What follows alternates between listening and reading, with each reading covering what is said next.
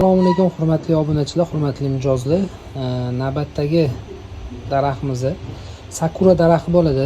Bizga kerakli narsalar birinchi o'chirda tufayni tanlab olamiz.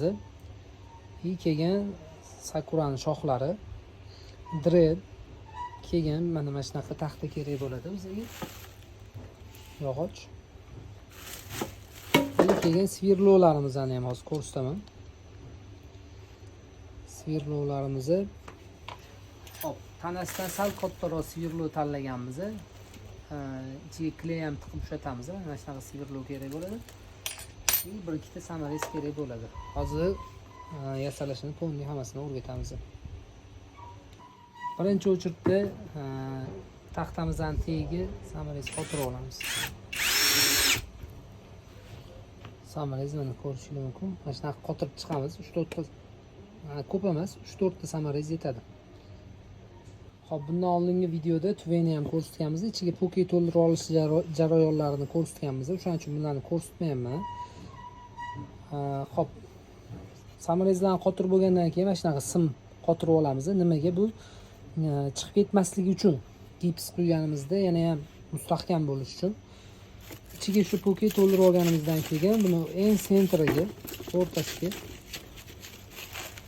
qo'yib olamiz, qotirib olamiz. Bunga ham hozir gips qo'yib, qotirib olib, keyin qolgan jarayonlarni ko'rsatamiz. Mana gipsimizni tayyorlaymiz.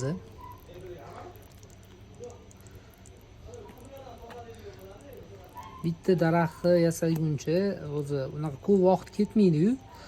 Buni videosini yasab, montaj qilguncha ancha vaqtimiz ketib qolar ekan. Videosini yasagunimizcha 10 ta daraxt yasaymiz o'zi.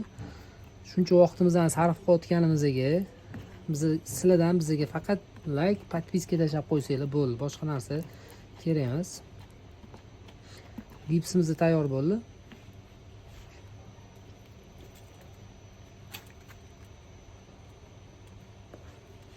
Atidan suyuqroq quyganman. Suyuqroq quyganimizdan sababi eng tagiga yetib borish uchun. Gipsimiz mana qotdi.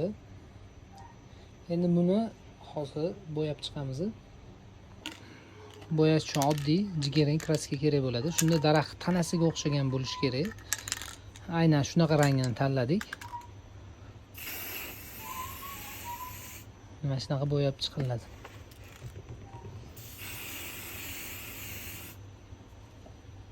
Mana kraskaga bo'yab oldik.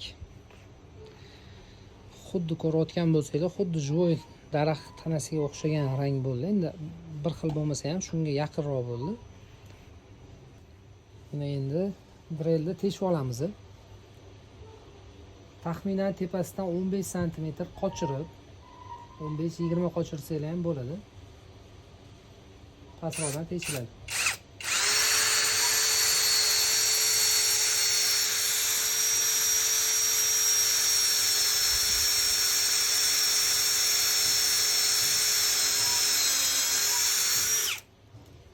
Teshib oldik. Sakuramizni mana tanasidan juda ham uzun bo'ladi. Shuning hisobiga kesib tashladi. Taxminan pastga hozir hammasi bir xil bo'ladi. Mana shu joyidan ozgina pastroqdan kesdik.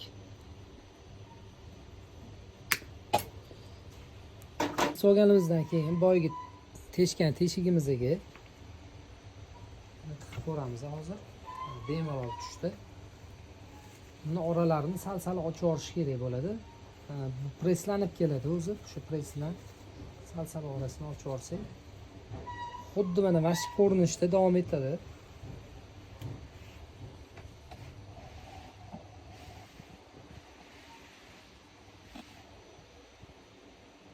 Shu teshib olgan teshigimizga kley quyib olamiz birinchi o'chirda. Kley quyganimizdan keyin kley farqi o'zi, pistolet kley ham bo'ladi yoki Aquifix ham bo'ladi. O'zi ko'proq Aquifixda qilishadi. Bizga qulayroqi pistolet kley bo'lgani uchun o'shani ishlatyapmiz. Hop, ikkinchi teshigimizga ham kley quyib olamiz. Kley quyib oldik. Endi sakurani o'rnatamiz.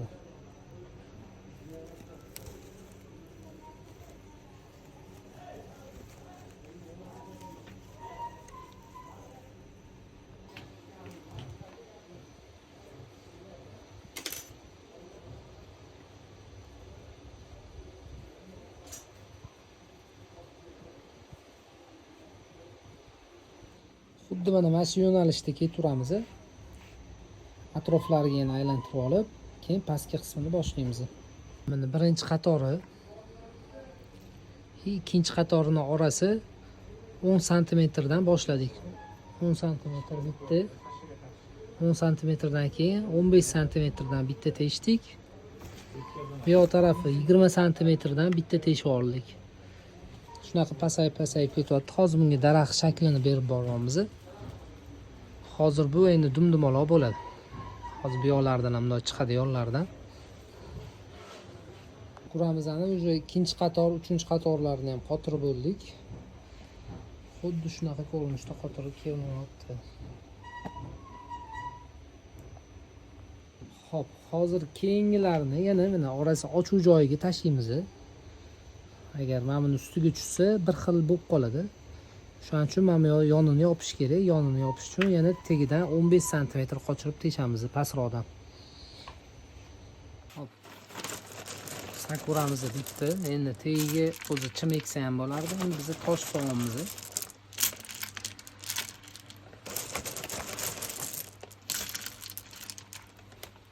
Mana sakuramiz bitdi. Ko'rishingiz mumkin. Xudo xolis qo'ldan kelgancha o'rgatishga harakat qilyapmiz.